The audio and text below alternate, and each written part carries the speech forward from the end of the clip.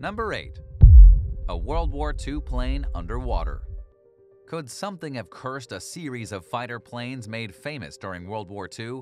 When you realize how many of the U.S. Air Force's P-47 airplanes their enemies shot down or how many went missing, you might think so. When an underwater recovery team working aboard a French Navy vessel located the wreckage of an aircraft off the coast of Corsica in 2018, they knew they would have an enormous job ahead of them to bring the plane up from the ocean floor. But when they went in for a closer look, they realized the aircraft wasn't empty. It still had the body of the fighter pilot who went down when enemy gunfire hit him. Working in a 150-square-foot area on the sea floor near the French island, the team found human remains and personal belongings inside the plane. When they finally identified the pilot, they realized he'd been missing since 1944.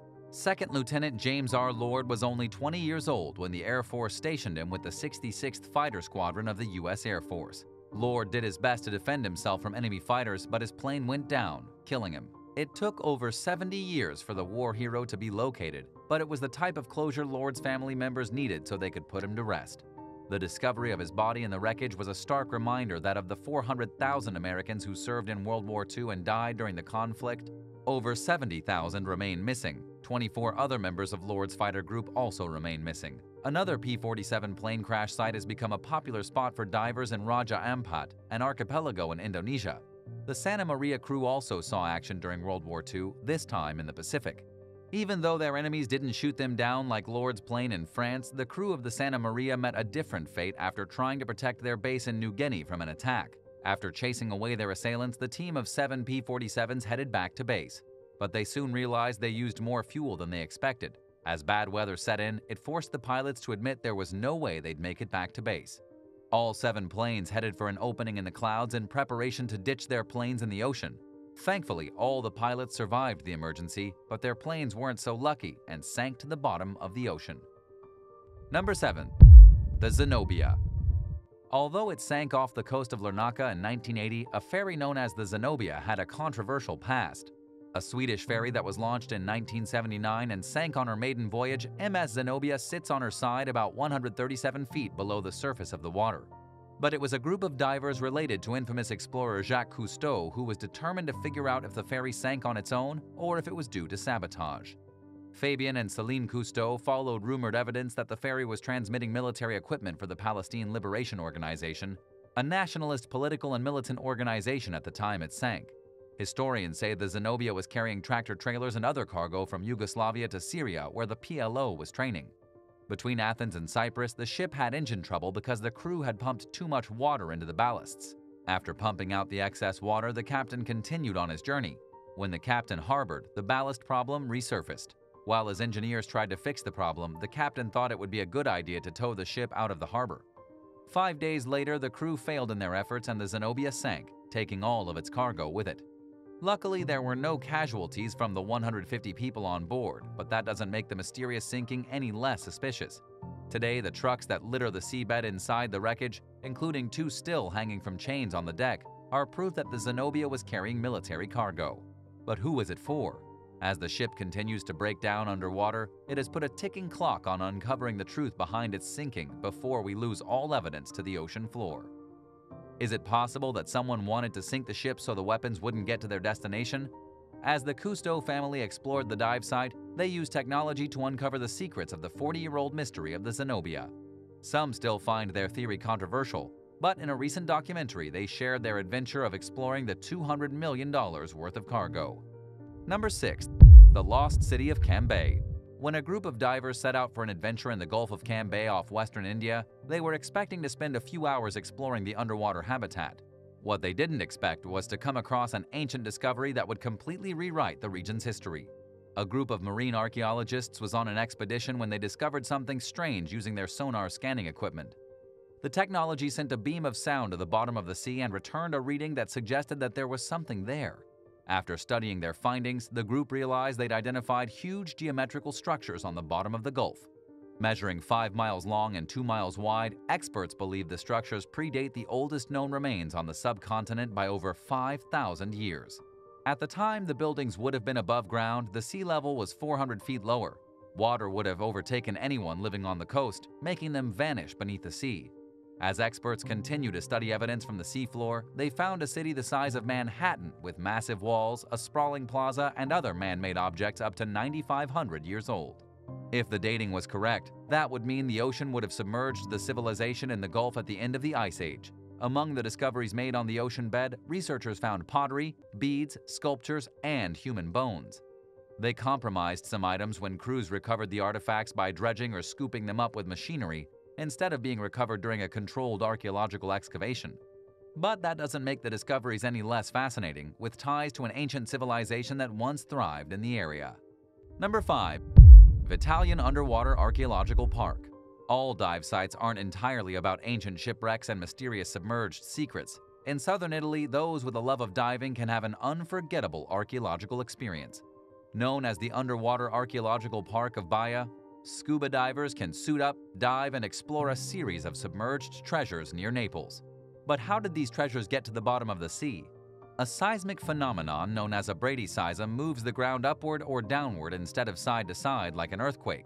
This phenomenon caused an ancient resort that was popular among the rich and famous of the Roman Empire to plunge below the surface of the water, trapping these ancient treasures below.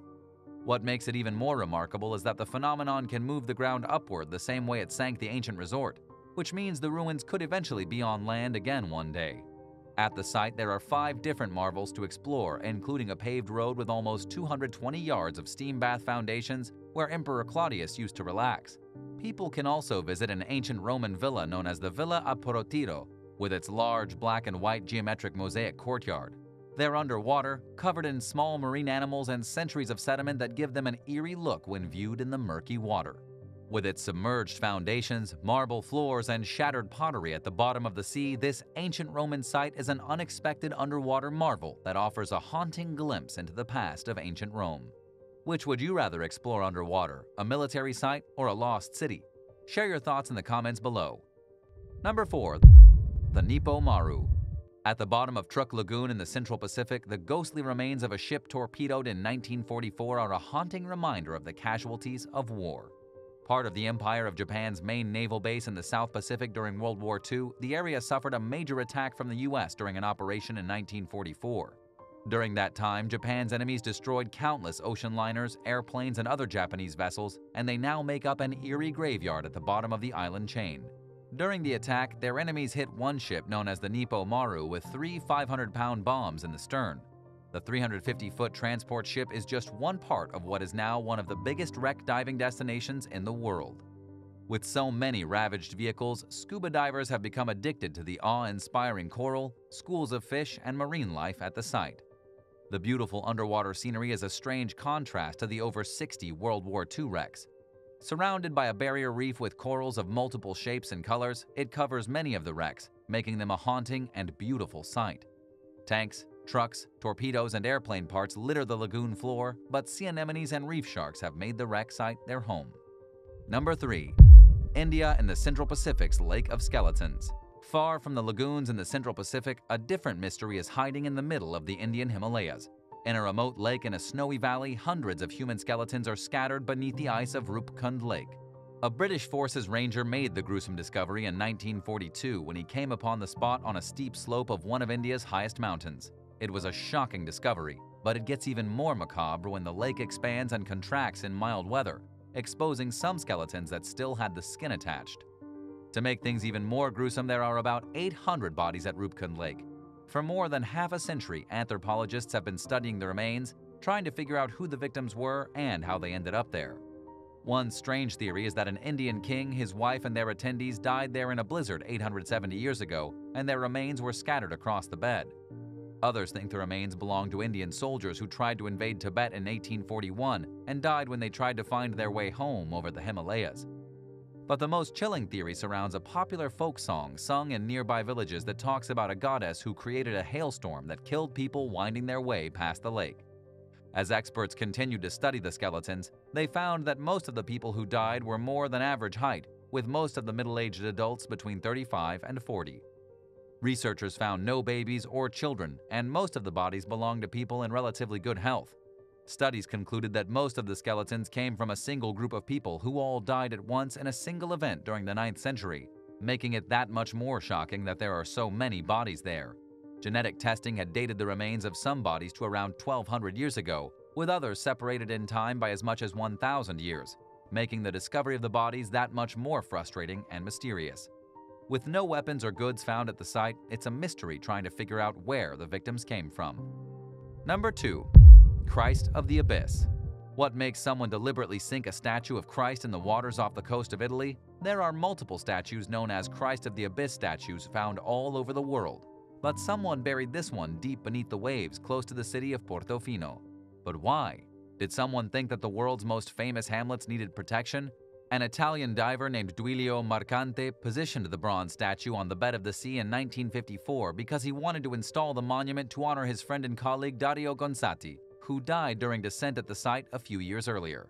Sculpted by artist Guido Galletti, the statue is 8 feet tall and weighs almost 575 pounds. After Marcanti died, a plaque was placed at the foot of the mountain in his honor. Another bronze sculpture produced from the same mold is in a port in Trinidad to commemorate the disaster of the Bianca Sea, a luxury cruise liner nicknamed the Titanic of the Caribbean that sank after a blast in the boiler room in 1961. Other Christ of the Abyss statues include one in Key Largo that was originally revealed at the Palmer House in Chicago before crews transported it to the Florida Keys in search of its final destination. But before crews could move the statue to the bottom of the ocean, Hurricane Betsy struck in 1965, hitting the statue and putting it at risk. Luckily, the statue survived, and like the Italian Christ of the Abyss, it remains underwater where visitors can dive and see its breathtaking display. Number 1. The Sunken Crosses of Spain. There's nothing more unsettling for scuba divers than when they come across something unexpected underwater. For divers who headed out to a popular spot in La Palma, Spain, the discovery of 40 crosses 65 feet below the sea might give them pause. But these aren't just simple art installations like the Christ of the Abyss statues around the world. These crosses mark a graveyard that goes back over 400 years. The Canary Islands were originally under Spanish control because they were a valuable trading hub. But pirates had the same idea, and they flocked to the area to attack ships for their riches. Many years ago, 39 Jesuit missionaries were on board a ship with Portuguese missionary Ignacio de Azevedo when a crew of French pirates who wanted the cargo they were hauling boarded their ship. Led by a pirate known as Jacques de Sores, the pirate attacked the crew of the ship and threw them into the sea. There, they slowly drowned and sank to the bottom, just within reach of the island's safety. There they lay until 1742, when Pope Benedict XIV declared the men martyrs. But it had taken almost 300 years for them to receive a memorial cemetery. The Pope had 40 crosses to honor the men dropped into the sea, and there they remain to this day as a tribute to their sudden deaths. If you want to visit the area but don't want to dive where these unfortunate souls died, you can visit an honorary large stone cross at a nearby lighthouse with the names of the victims of this tragic clash with pirates. Thanks for watching. Which one of these mysterious places fascinated you the most? Let us know in the comments below, and don't forget to subscribe for more videos like these. Thanks again, and we'll see you next time for another amazing video right here on American Eye.